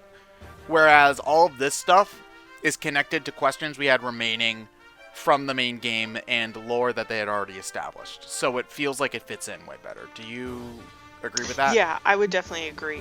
It fills out the picture of what happened before, which is relevant now because we realize oh, we're fighting Kalasmos, which is the thing that Arduin fought. Yeah. So, again, so at that point, do we have to do anything to make the whale super special? Yeah? What does he have to do to the whale? Yeah, we have to make the whale digivolve, but I don't remember how. do we Because I know that once you do all of that stuff, you get access to Drustin's Labyrinth, which is your super dungeon for the game, where you get your super bosses. I don't specifically... Like, I mean, didn't you just get to that section, like, 2 weeks ago? You should remember it better than I do. Yeah, what did we do to make the whale Mega Digivolve? Oh, dang. No, I think we went back to the Watchers, and we talked to the Watchers. They told us what to do! And then I forgot. Okay. Well, anyway, it's probably just some MacGuffin or something, whatever. Drustin's Labyrinth, what do you think about that? Yeah, so that opens up, Because I guess I should mention, because you can explore the ruins as Wardress as early as Act 1, and there's this big ominous door that you very clearly cannot go through that you know something special is behind. And you're bugged about that the entire game, like, what is it, what is it, what is it? And you can finally go through. But the dungeon itself is a bunch of stitched together areas from the earlier parts of the game. Like, do you like that for the... Because I really would have liked a original super dungeon, I think. Bonus dungeon, whatever you want to call it. Like, I think that's, like, again, like, my big complaint about the game is... Oh, wait! Okay, I'm backtracking. I remember what we needed to do to make Cetacea better. We actually go back to the tower and talk to the ghosty lady, the timekeeper. Yep. Because it's revealed that she's Serenica. Yep. Because, after Morkant betrayed everybody, she wanted to find a way to save Erdwin. And couldn't. And she tried to go back in time, but her sword wasn't good enough to break the orb. And she, like, nearly passed out and died up there, but the lost spirits of time saved her and turned her into the timekeeper instead. Yep. We almost forgot a very important plot point. Shit. And what's funny is, like, the hero knows who the timekeeper, like, the hero has met the timekeeper, but no one else in the party has. Yeah. But yeah, we go in and talk to her. It's weird because she, like, only sort of remembers. She's like, Serenica, I don't know anybody by that name. Yeah. Is like, and she like gets hints of stuff, like when she sees the hesitant flute. About it. When Veronica shows her the flute, which it was Serenica's flute, the one that we used originally to call Cetacea. And she's like, I don't remember, but it seems familiar. Like, she's confused. Yeah. And then she gives us the Cetaceite we need to Mega Evolve Cetacea into Mega Cetacea X. Okay. So, anyway, now that we remember that, what do you think of the Super Dungeon? I keep on bonus dungeon. Yeah. Sorry, it's been a long discussion. So I would agree that it would have been it would have been nice to have an original bonus dungeon. That said, I think going through the areas backwards did did make it feel significantly different. That's true. But yeah, it would have been more different if it was completely different. Like. Yeah. I did like being able to hear the old music again. That was nice. Mm-hmm.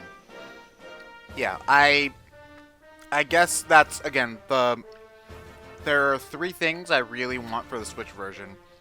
1 is orchestral music. 2 is Jasper to be playable. 3 is a true bonus dungeon, I think. Along with, I think, we were talking about this a little bit earlier last time. The super boss. I liked the super bosses, but I wanted something more, is the thing. Because the super bosses that you fight are basically trials that Justin made in order for you to test yourself so that you're ready to face Kalasmos. And they're all, like, dark repeats of the Spectral Sentinels from the second part of the game. And they're cool and tough fights. And the music they play is a remix from Dragon Quest III SFC, where you're fighting Baramos, which is a great music piece. But with that said, I would have liked something that felt like a true... Because the last one is Jasper Recolor, and I feel like I would have liked something that felt like a true super boss, like something that's separate from that. And we were both... I was expecting Nocturnus a lot because his model's in the game. Basically, the Lost Leaders are Nocturnus's model, pretty much. Yep. So I was kind of expecting him. I was a little bit let down. Again, these are minor nitpicks on my end, but... No, I agree. It would have been nice to have, like, an original special dungeon or a completely original super boss, or like even a legacy boss that would felt original. Yeah. Like, maybe not Estark again, although I would have been happy to fight him too. I won't lie. Oh my gosh, I just realized that Kalasmos and Estark share a lot of similar design pieces, like the bug-looking kind of stuff. Yeah, yep. Ooh, man, so much lore. Okay. But anyway, But yeah, so I think, do you have to do any of the trials in order to fight Cosmos, or do you just need the whale to be better? No, they're optional. The trials are all Okay. optional, I think. Alright. Although, good luck fighting Cosmos without going there and having someone tell you to use the Super Sword of Light as an item. Which is itself a Dragon Quest 3 callback with the ball. Yep, I didn't realize for a few turns. And then I was like, wait a minute. They keep saying one of the he has this watchers dark down aura. there. Yeah, one of the watchers down there says something about it. I do wonder if you can beat him without using it though. Like I would love to see. You know, like if you try to attack him while he has the dark aura, do you not do damage? No, you do damage. I think it's just less. Okay. He might also heal himself too, because that's something Zoma did. Is he got healing every turn if he didn't get rid of his dark aura. Yeah. So. Yeah. So, Cosmos is a cool final boss fight, for the record. He has a Gatling gun as an arm, so, that's pretty baller. Yeah, it was just it's hard, I think, is also the thing. Like, I was, like, level 80 when I fought Cosmos, and I still almost died a couple of times. So, you know, and you were level 99, and you said it was still challenging as well, right? Yeah. No, I still thought it was challenging. Just in terms of he had a lot of nasty attacks. He hit hard. It was hard to keep up with healing. He had Disruptive Wave, essentially, I think. Or am I thinking of a different boss? Yeah, no, he probably had it. It's a Dragon Quest boss, of course he has it. Although I would say in general, bosses were not as bad about spamming Disruptive Wave in this game. Compared to like... they get worse about it in the harder monsters mode. Oh gosh. Oh, gosh. I'm gonna do that playthrough someday and I'm gonna hate myself. 6 out of 6? Do it. If I'm gonna do it, I'm gonna do 6 out of 6. Because I'm not gonna do it 3. I'm not gonna do it like about 6 different playthroughs of one change. Oh my gosh. But anyways, yeah, so he was still pretty hard. Yeah, like I'm trying to remember what else he did that really annoyed me. He had the Gatling gun. He could summon little spoopy black dudes. Yes, yeah. You know, he could do the thing where he like froze time for everyone except for one person, and then just like went to town on them. I think part of it is because he's multiple things. Like both of his arms and his head are all a different entity. He got so many attacks per turn. Is part of what made him so tough. I remember once I got rid of his arms by Eric, you are amazing, honey. Oomph, divide, double down. Because that did so much damage. Oh my god, Eric is a beast. Mm-hmm. Eric is like easily your strongest party member, I would say. Jade. I really like Jade. Jade is better for single. Jade. The thing is, the Eric can be good on both single target and multi-target attacks. Jade, I found, is only good for single target enemies. Is the thing. So Eric is, I found, just as strong and more versatile, which I thought made him a more effective combat character personally. But I think Jade seemed to have higher damage output, like on single targets. Yeah, I would agree. I think my mistake was probably not trying to spread damage enough early on to his arms. Yeah. Because I thought I didn't realize how long the battle would be, so I probably focused more on the main body. Because it's always tough when you have a multi-part boss like that. Do you focus on do you focus on the main target, or do you try to take out the side targets knowing that they'll probably get revived? Yeah. I don't know if he can revive the arm. I'm not sure either. He didn't. I don't. Did he? I'm not sure. I'm not sure if he did, and I don't remember if he did. But I also did not take them out. I took one of them out, but very late. Okay. So, I guess I know we're jumping out all over the place. I guess we forgot to talk about the wishes you get from the super bosses. Oh yeah, oh my goodness. Which is a big thing. So okay, I want Serena to have a new haircut, and I want a sword, and I want to go on horses. I want a horsey race, and I want to get married. And I want a porno mag. What? Nothing. 11 has weird priorities. So, how much do you want to bet they add different wife options in the Switch version? I don't know. I hope they don't. I'm giving it at least a 1 in 3 odds. I don't know if I hope they don't or if I hope they do. It would be depressing if having to add waifus was what it took for making this game popular. And is it worth it if that's the case? Because that's the price that Fire Emblem and Persona had to pay in order to become popular. So, does Dragon Quest fall into the same fate? Well, the future will hold the answers. Ooh, mysterious. But anyway, so yeah, how do you feel about your new sweetheart? Your new lovely wife. Gemma cares about you so much. She loves you. You banged her and you're gonna have a baby. You didn't even realize that until I told you. You tapped that. I was not. So I remember exactly what happened. I beat the first one and got the wishes. And I texted Ted and I was like, why is one of these wishes marry Gemma? And he was like, do it! Marry Gemma. And I was like, no. I wish for the sword. And you were like, it's an achievement to marry Gemma. And I was like, God damn it. I'm gonna marry this woman. Someone I follow on Twitter who's a big Dragon Quest fan made a new save file for the achievement and then deleted it afterwards. Here's the thing, I don't hate Gemma, I just don't want to marry her.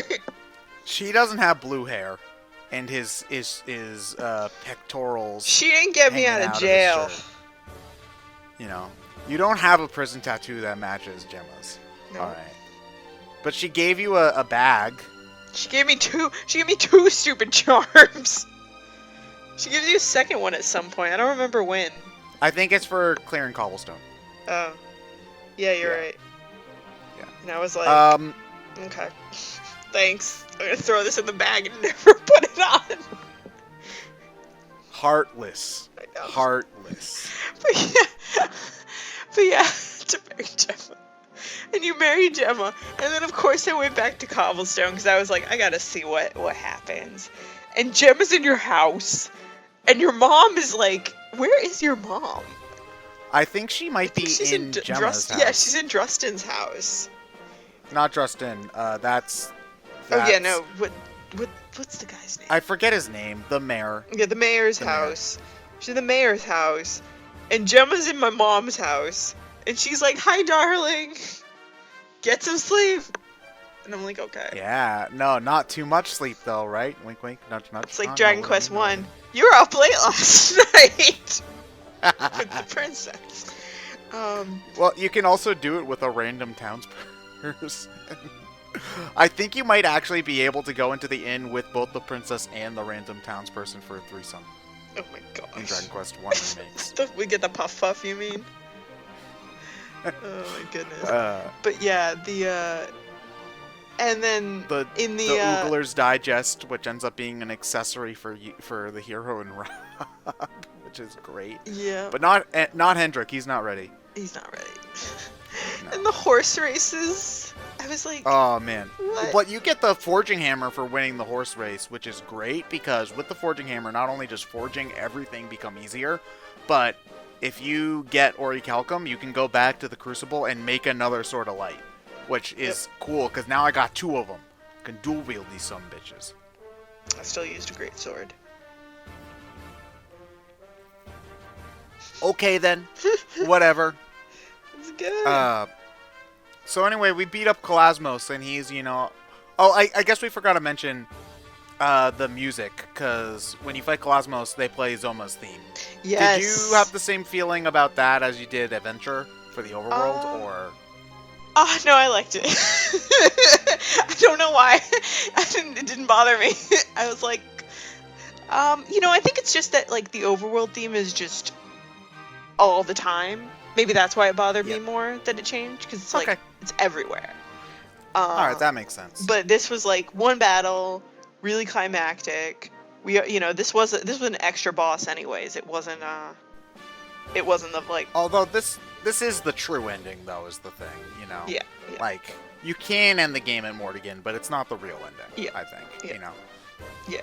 So anyway, one thing that I thought was really cool is that after he beat Kalasmos, he does his, as long as evil is in the hearts of man, I'll be back. Can we talk about his design? His design is weird. Yeah, I had strange feelings about that design. I like that it looks like the spirits. Because something that you thought of as cute, and maybe, like, by that point you get that the spirits are good. Like, you kind of get the sense, at least by early mid-game, that, okay, the white spirits are nice. They live near treasure chests and are cute and have dangly arms. But the fact that something that you saw as friendly now has this sinister-looking menace to it, I find really cool. Mm-hmm. And he has a Gatling gun for an arm, which is neat. I still think that Mordegan's design is cooler. Yeah.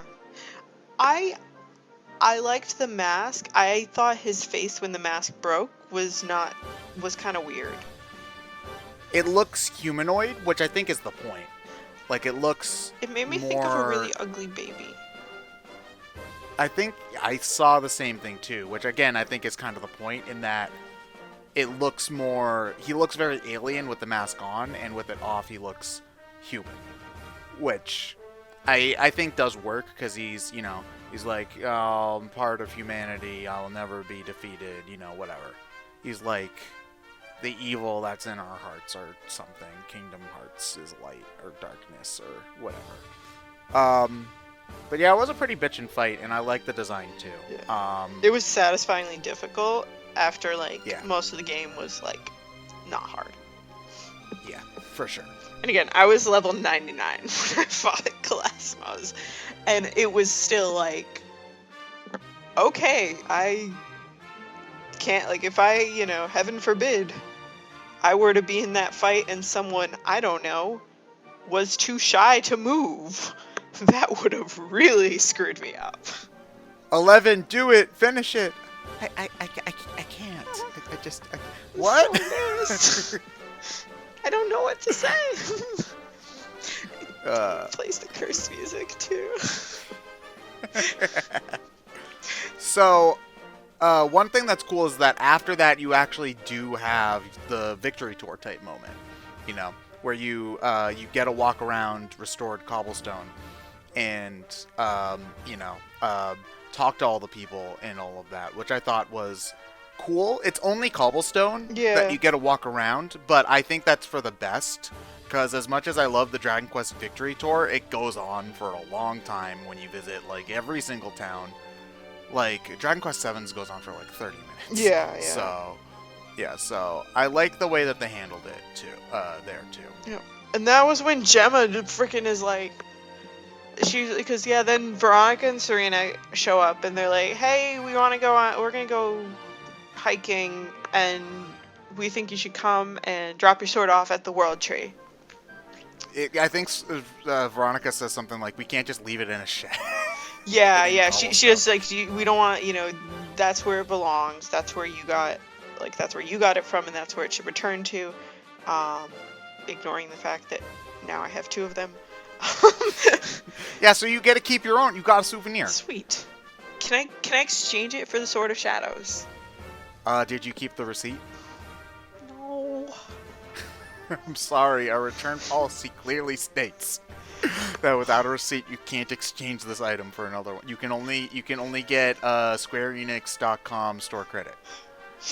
But they have like one Dragon Quest plushie in the American store. I hope you like blue slime, because that's all the only shoe option slime. you got.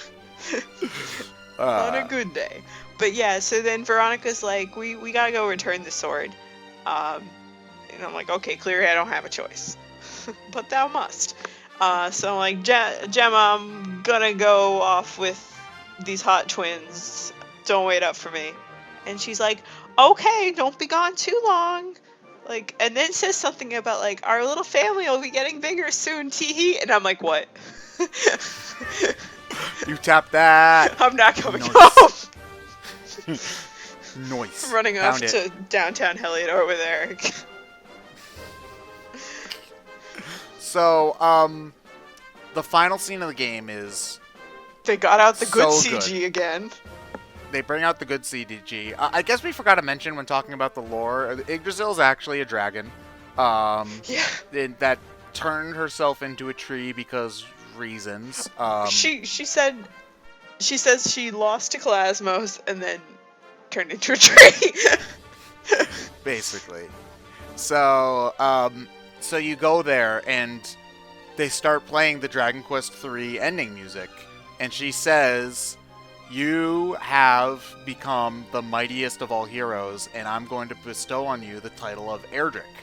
And then she says, you know, the evil will one day come back again.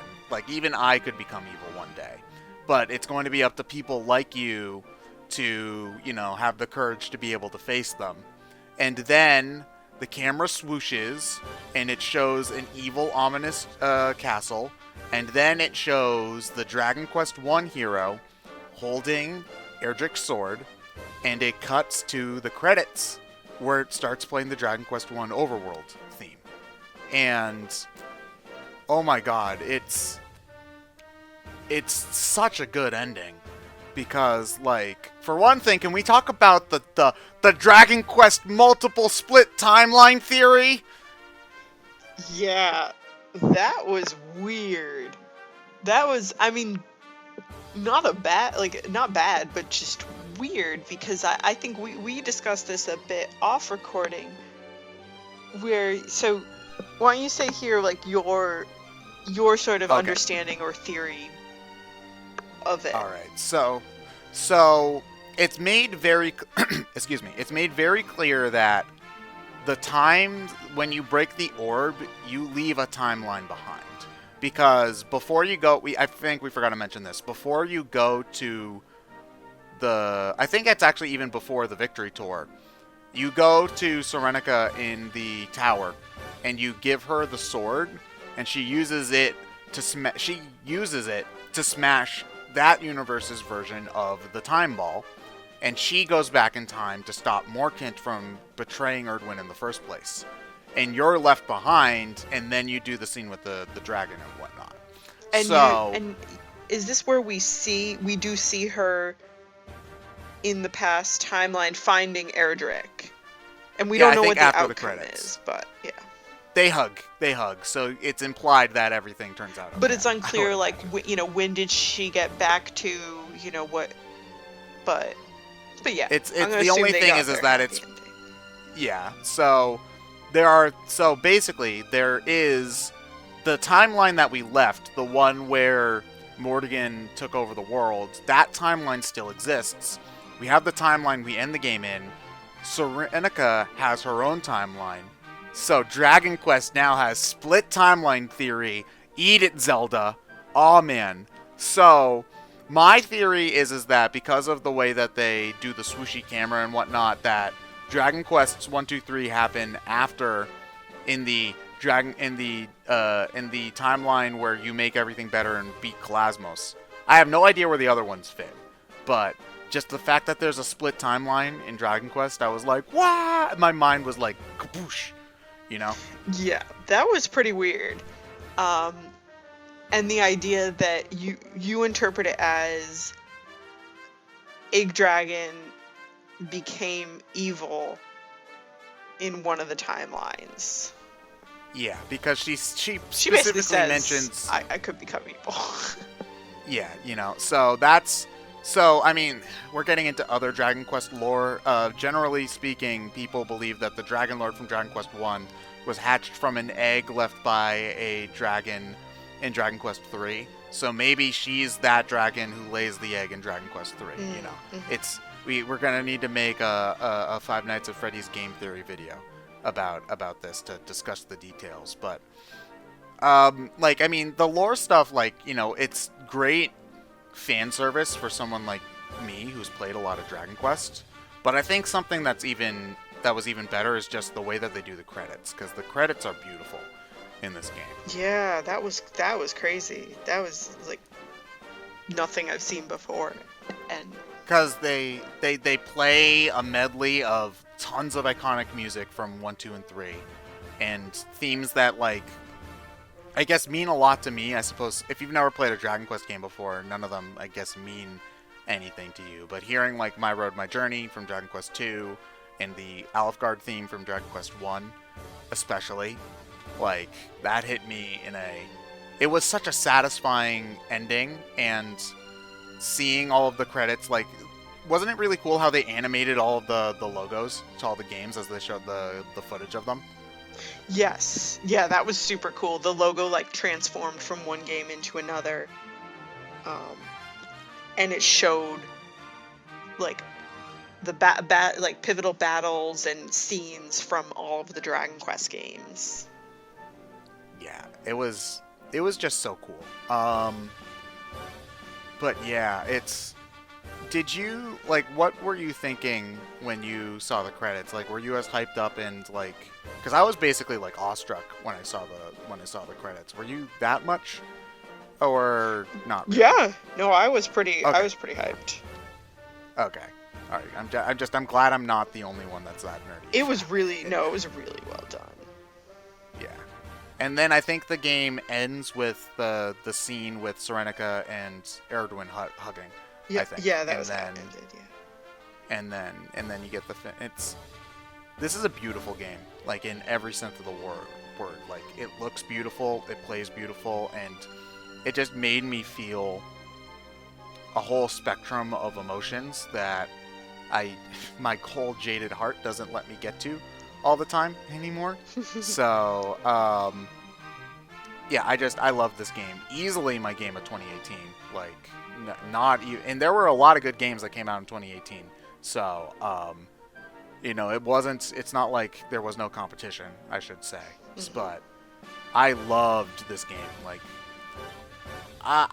here's the thing, I don't know where I would personally rank it among Dragon Quests, because I also love 3, 4, and 5. I don't know if I would say it's in my top 3, if only because, generally speaking, I think I prefer a slightly smaller experience most of the time. And there's also, not, as of right now, not a way for me to play it portable, which is a big thing for me. But it's certainly the best Dragon Quest game that I've played in a really long time. And I loved basically every second playing it. And it was just amazing for me. Yep. I would pretty much echo everything you said. This was... I put like 100... I think my playtime's at like 150 hours or something. Like, I put a ton of time into this game. It's a beautiful experience. I felt like it was a very immersive experience in a lot of ways. The story really was what I look for in Dragon Quest. It can be really entertaining and it can be really heartbreaking.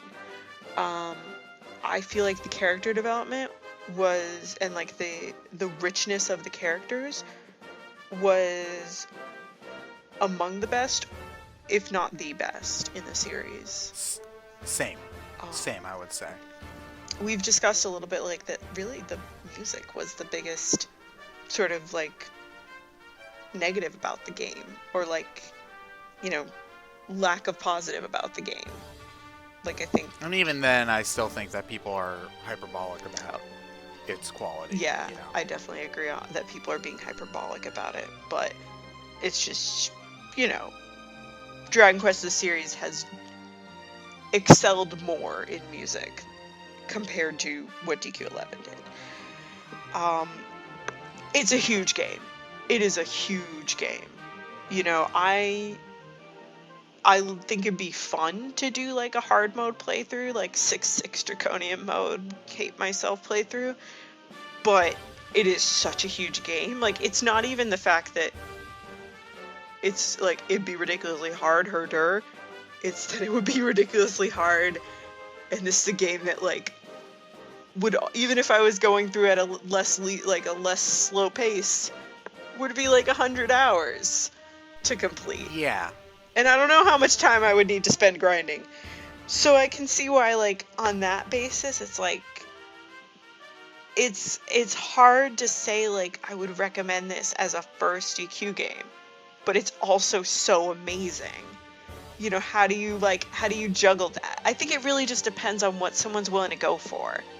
You know, like, Yeah. I said to you before I started playing the game, because Mr. Some Call Me Johnny is a big liar, but he won't listen to this, so I He can was supposed to call him do out. that in 2017. In 2017. Here we are in 2019. Yeah, in 2017, Ted beat RE4 within the month of October, and Johnny was like, I'll do a review of your choice. And Ted told him he wanted him to review DQ5, which I totally agreed with. I was like, that's a great choice.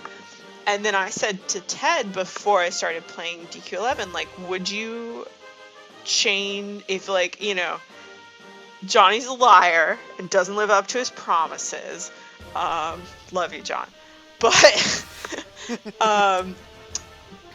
but would Ted change, if he could, like, would he change it and have John review DQ11? Because, you know, that's a hard, I don't know. It's your... I don't remember what I said at that time. I think at the time you weren't quite sure. I think you hadn't fully finished the game. And so you sort of held out in judgment.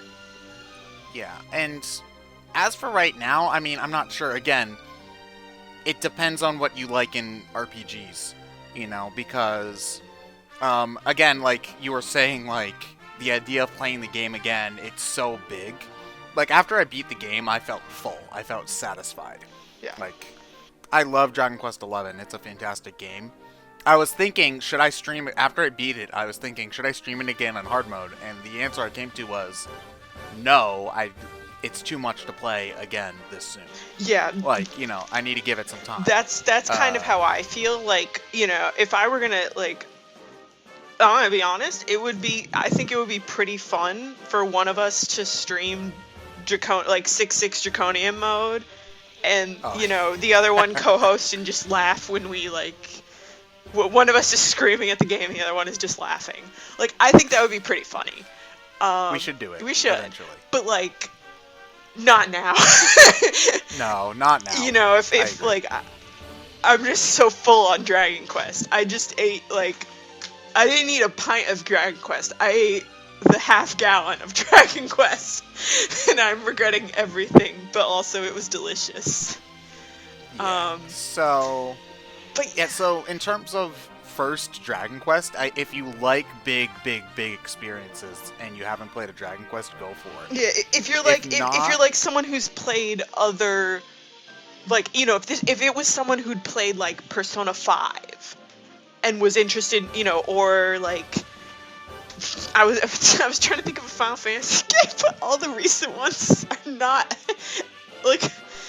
Well, I mean, they finished Dragon Quest XI the first time, so a 15 comparison isn't suited. I know, that's what I'm thinking. I'm like, I can't even compare it to 15 because I don't understand what Final Fantasy 15 is. All I know is you drive around a car a lot. But yeah, if it was someone who has experience with long RPGs, it's so good. Like, it's totally, you know, I would totally recommend it to someone who knows they like RPGs. But, like, I mentioned earlier, like, that watching, like, you know, watching Yahtzee's review of DQ11, I was like, this is someone who doesn't get the appeal. And was somewhat, you know, and was somewhat tongue in cheek. Was he, like, shitting over it, or, I wouldn't say it wasn't like, you know, it wasn't like he was totally, you know, he shit on the music, because that's the fun thing to do. uh, he kind of like, what he basically said is he sees why it's appealing to Japan because it's very safe in a lot of ways, but he also did not finish the game.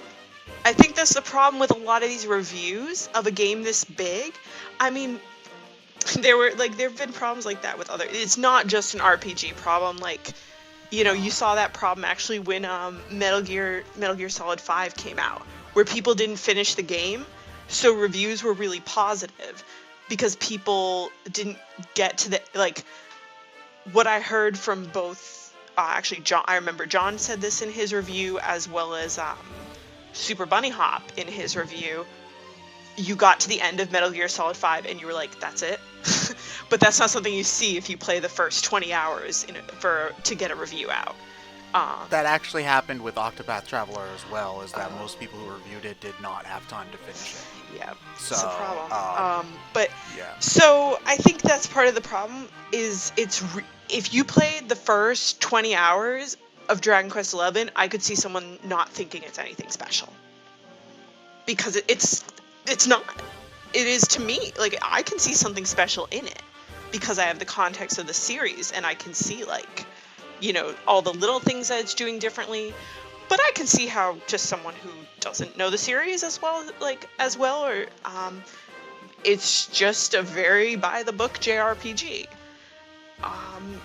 So it's tough. It's tough to say, like, do you recommend this as a first one or not? But on the other hand, this is the one that this is the one where the sales matter, to be honest. I think this is also one where it has so much heart. Yeah. That I think that if you like RPGs, you should play it at some point. Like, you know, first or not, it's a fantastic game. Absolutely. And you really owe it to yourself to give it a chance. If you like any kind of traditional turn-based RPGs, if you like Mother, if you like Lugia, if you like Final Fantasy, if you like Pokemon, if you like Shin Megami Tensei, give it a shot. You know, it's not about the simplicity is part of the experience for Dragon Quest. It's proven to me that you don't need extra, you know, gimmicks in your battle system or, you know, overly complicated plot lines in order to make an enjoyable experience. You just need to tap into people's emotions. Mm-hmm. Like, that's really all you need to do in order to make a game stand out. And that's what I think the game does best. Is it's a master at making you feel things, and it made me feel I guess, you know. But, like, to be completely serious, people don't make games this sincere this often anymore. Mm-hmm. And that's worth celebrating, I think. Definitely. So anyway, Malodorine is best girl, agreed? Yes. Okay, so Switch version, they need to add a Marry Malodorine option, right? Yes. And recruit Jasper. And recruit Jasper.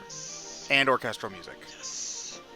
And preferably as extra super boss would be great. And make me wave all the time when I'm wearing the Marty garb. You could keep it on. No, but, like, in battle, on the horse, like... In the Super Good CG? Yes. Make a separate version of the Super Good CG where you're just waving as your luminary powers are sucked out of you. I should have... Oh, man!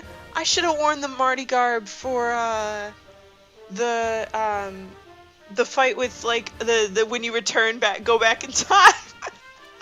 It would have been amazing. It's like, what's with that ugly thing on your back? And why are you waving at me? Darling, you look fabulous.